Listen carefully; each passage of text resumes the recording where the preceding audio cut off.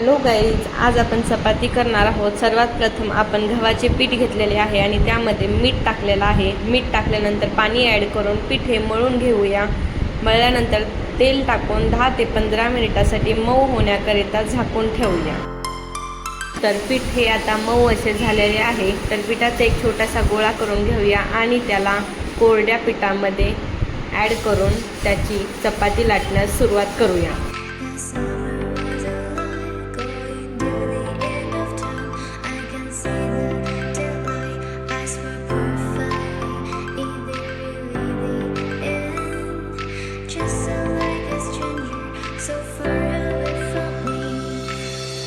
चपाती लाटून झालेली आहे। आता याला तव्यावरती टाकून दोन्ही साईडने चांगलं असं भाजून घेऊया आणि त्यावरती थोडंसं असं तेल लावूया।